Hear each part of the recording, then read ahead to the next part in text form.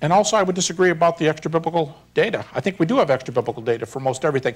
I will say that everything on that factual list that I gave, everything except probably the despair of the disciples, which is a good psychological fact, but all the rest of them can be established through Paul alone. And, but I think the majority of them can also be witnessed to in ancient extra-biblical literature. All right, well, give us an example. Give us some of the data. Well, 1 Corinthians 15, I think, without any question, is the central piece of evidence.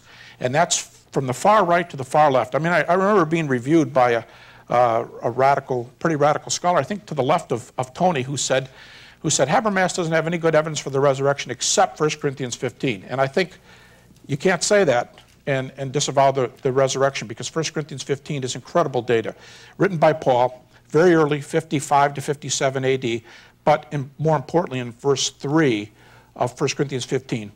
Paul says that he received material that he passed on to others. And that data there is, those words, by the way, delivered and received, are technical words for passing on tradition.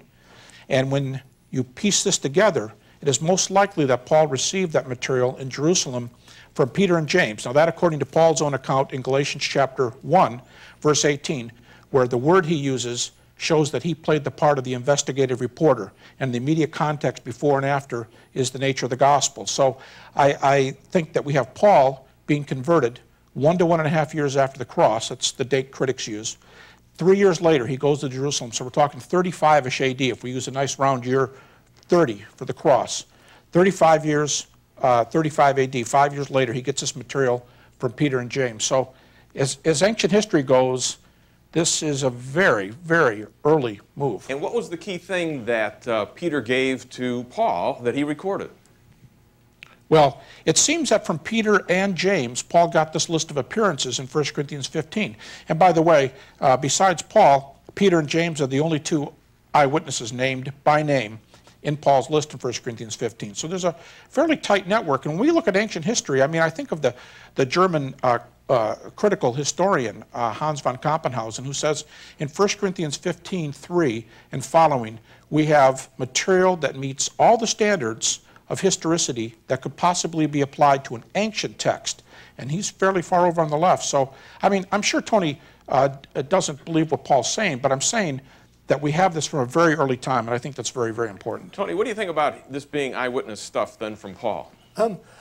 I have not the slightest doubt that he is reporting something that happened to him with certain companions. But what he was reporting was that he was in contact, or he thought he was seeing the resurrected Christ and so on. But his companions didn't see anything at all, did they? No, there's a doubt as to whether they heard a voice. Well, first of all, I'm saying the companions with Paul, this idea that they didn't see the same thing he saw, that's only in the book of Acts. We don't get that from Paul. So I'm saying if you're going to admit Acts there, that gives me a wealth of other material to use from the book of Acts too. But my other point, I would disagree with you that I think Paul thinks Jesus appeared to him physically. And I'd love to show that to you from Paul's own writings if you want to. But